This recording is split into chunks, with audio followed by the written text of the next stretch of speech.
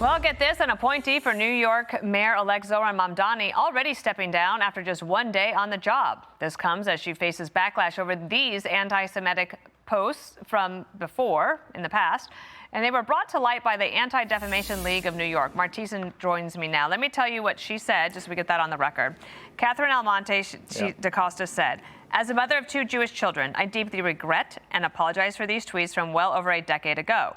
These comments do not in any way, shape, or form reflect who I am or my views and beliefs today." Mamdani himself said that Catherine expressed her deep remorse over the past statements and tendered her resignation, and I accepted it.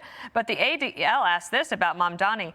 Were these comments previously identified by the mayor-elect's team? If so, why were they excused?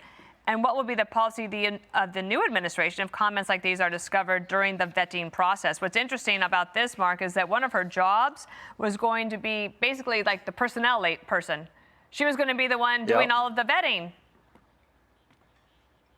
Unbelievable. I mean, look, I grew up in New York City, Dan, and I remember when Ed Koch lost the mayorship to David Dinkins, they asked him, "Mr. Mayor, will you ever run again?" And he said, "No, the people have spoken and they must be punished."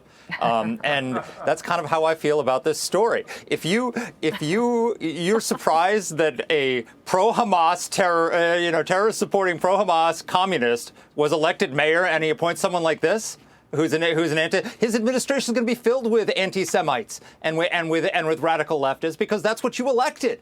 And as you point out, Dana, she was the person he appointed to vet everybody else. Right. And she's tweeting about money-hungry Jews. This is what you get when you make bad choices in the ballot box. And so New York, unfortunately, is going to have to go through a period of deep trouble. She did then get married. She's now married to a Jewish man. She has 2 Jewish children. She says she has changed, but nonetheless, she is no longer a part of the administration. That lasted a day. So we'll see how January 1st is going to shape up for New York City. As you say, we just might be punished. I want to get to this as well. There's a Democratic Michigan Senate candidate, Mallory McMorrow. She had some strong feelings about people she might see in the street and what she would do to them, including 2 Supreme Court justices who are from the conservative side, Kavanaugh and Barrett. Watch here. Notre Dame grad and Amy Coney Barrett coming out of my university makes me very excited. Just on a personal level, I talked to somebody yesterday who said they saw her with Brett Kavanaugh at a tailgate last weekend. I was like, I would not be able to control myself. That would be bad. There would be beers thrown in people's faces. And Mark, this isn't new. If you look back just to Maxine Waters and Chuck Schumer, watch. You see this turnout here? You ain't seen nothing yet. Women are going to control their bodies no matter how they try and stop us. The hell with the Supreme Court. I want to tell you, Gorsuch, I want to tell you, Kavanaugh, you have released the whirlwind and you will pay the price. Mark, your thoughts here. So I can't stand Chuck Schumer and Maxine Waters, but I don't have an uncontrolled desire to throw beer in their faces. I just don't understand the kind of uncontrolled rage that some of these Democrats have against people with whom they disagree with on politics. It's a sickness.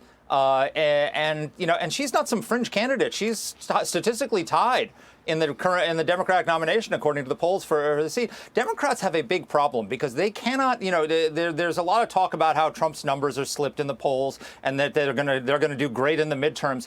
Unless you present a palatable alternative to the American people, you're not going to win.